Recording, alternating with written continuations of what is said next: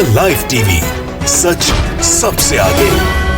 नमस्कार, the live TV देख रहे हैं आप। मैं हूं हर्षिता सिंह आपके साथ। लखीमपुर खीरी में किसानों के साथ की गई बर्बरता का भुगतान अब बीजेपी को जगह जगह और ज्यादातर उनके शासित राज्यों में बखूबी भुगतना पड़ रहा है। कृषि कानून को लेकर के सरकार से पहले से काफी ज्यादा नाराज चल रहे किसानों के अंदर अब लखीमपुर में हुए किसानों के नरसंहार को लेकर के जबरदस्त रोष आक्रोश देखने को मिल रहा है। मार मार के खदेड़ खदेड़ के बीजेपी के नेताओं को अब सभी जगह से और खास करके उनके शासित राज्यों से भगाया जा रहा है। उत्तर प्रदेश और हरियाणा के बाद अब उत्तराखंड में भाजपाइयों के लिए किसान आंदोलन जो है वो सिरदर्द बन चुका है। अब लखीमपुर खीरी प्रकरण का जो असर है वो उत्तराखंड में देखने को मिला है। सूबे के शिक्षा और खेल मंत्री अरविंद पांडे ने अपनी विधानसभा क्षेत्र में स्टेडियम का शिलान्यास करने का एक कार्यक्रम रखा था, जो पूरी तरीके से असफल साबित हुआ। जैसे ही कार्यक्रम की जानकारी वहां के किसानों को मिली तो उन्होंने कार्यक्रम स्थल के सामने अपने टेंट गाड़ दिए और खूब विरोध प्रदर्शन किया। इनके खिलाफ में जमकर नारेबाजी की गई,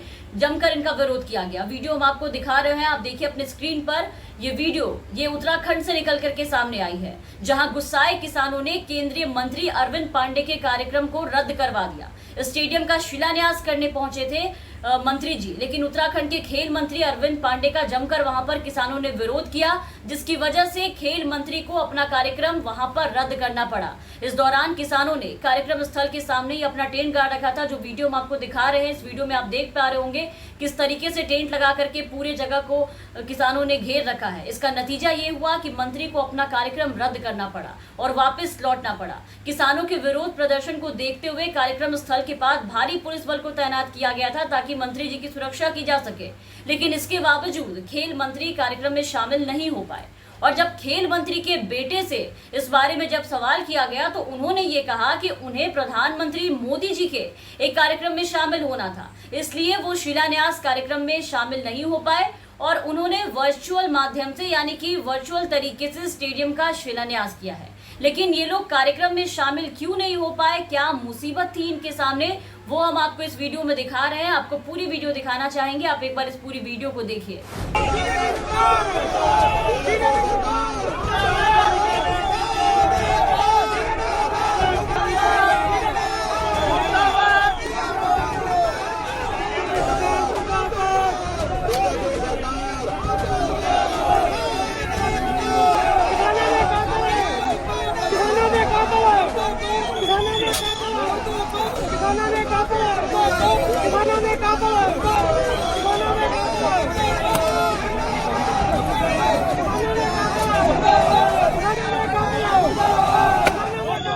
तो देखा आपने उत्तराखंड के लखीमपुर खीरी में हुई हिंसा का साइड इफेक्ट्स कैसा पड़ा है भाजपाइयों पे और भाजपा शासित राज्यों में, पड़ोसी राज्यों में। किसानों का प्रदर्शन और गुस्सा बीजेपी नेता और उनके कार्यक्रम को लेकर के किस कदर फूट रहा है, वो भी चुनाव से पहले आपने इस पूरे वीडियो में देखा और इससे आप अंदाजा लगा सकते हैं कि इनकी क्या स्थिति है।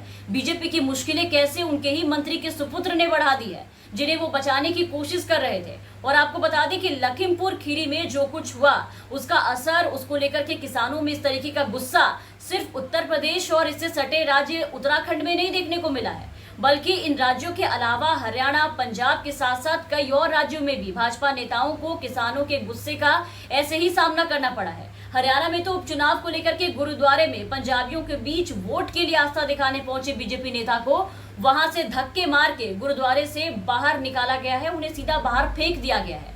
ये वीडियो देखिए। चुनाव प्रचार में जुटे गोविंद कांडा एक गुरुद्वारे में मत्था टेकने के लिए गए थे। यहाँ किसानों ने उनका जमकर विरोध किया, उन्हें किसानों ने गुरुद्वारे से बाहर निकाल दिया। इनके साथ मौजूद एक बीजेपी नेता जसवीर सिंह चहल जो वहां पर इनके साथ गए थे, उनको तो किसानों ने धक्के मारकर सीधा बाहर गाड़ी के पास फेंक दिया है। किसानों के विरोध को देखते हुए गोविंद कांडा के साथ वहां जो उनके सुरक्षा कर्मी मौजूद थे उन्हें जैसे तैसे बचा करके बाहर ले गए और इन्हें किसानों ने सीधा उठा के बाहर फेंका।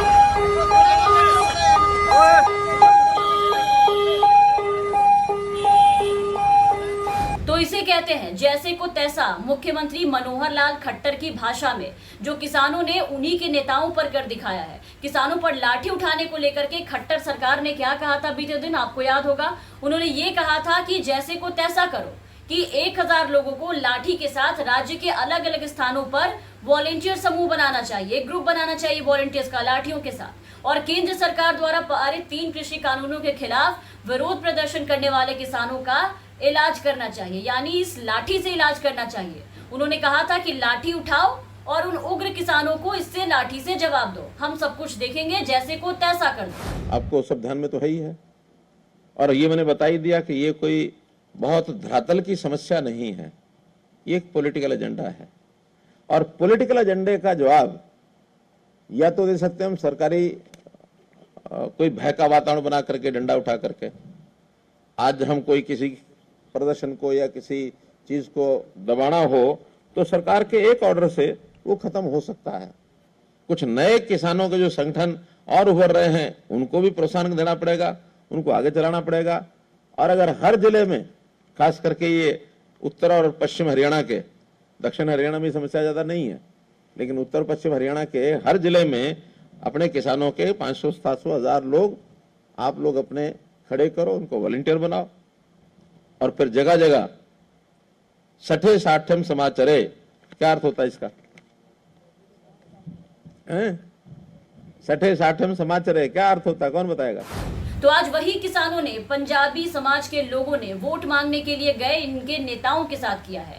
लखीमपुर में हुए किसानों की मौत से पहले से ही किसानों में काफी ज्यादा गुस्सा था, और उसके बाद बीते दिन हरियाणा में आपने देखा कि सांसद नायब सिंह सैनी ने भी केंद्रीय मंत्री पुत्र की हरकतों से काफी ज्यादा इंस्पायर्ड होकर के, प्रभावित होकर के किसानों को रास्ते से हटाने की वही टेक्निक जो अपनाई, किसानों पर गाड़ी चढ़ाने की जो कोशिश की, उन्हें धक्का मरवाया गाड़ी से, जिससे किसानों में बीजेपी सरकार के खिलाफ आक्रोश जो है वो और भी ज्यादा बढ़ गया।